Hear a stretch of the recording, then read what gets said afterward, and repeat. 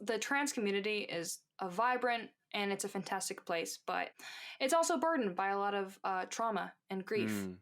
There is insane amount of violence put against trans women, specifically trans women of color, over, gosh, it's unfortunate, and I feel that it is not talked enough, especially in our current political climate. But I'm gonna just read out some information. I got this. I'd love to, and we'll link to it in the show notes as well, so that way people have a visual indication as well. But I'd love to hear you talk about it. Yeah, some of this information is from Stonewall, which is a British LGBTQ rights charity, from some early 2010s studies. And in the studies, it reported that 4 out of 5 young trans folks have experienced verbal abuse.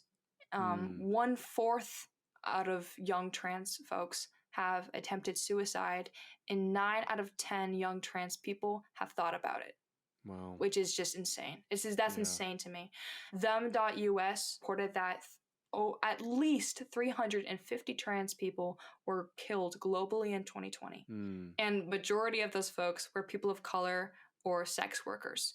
And there's a lot of violence against trans women of color and trans men of color and gender non-conforming people of color. It's a terrible, terrible shame, and it's something that I don't think the world openly cares too much about.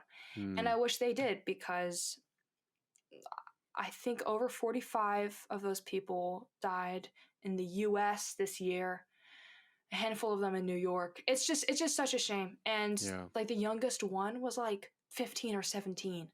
Like that's crazy. It's mainly just like young trans women who are just being killed, and it's such a shame. And I'm sorry if this is triggering to any trans people listening to this. It's something that I feel like the cis community needs to be more aware of, and to provide support and funding to organizations that benefit trans people of color, trans people generally, non-binary people, LGBTQ people. It's just it's so important that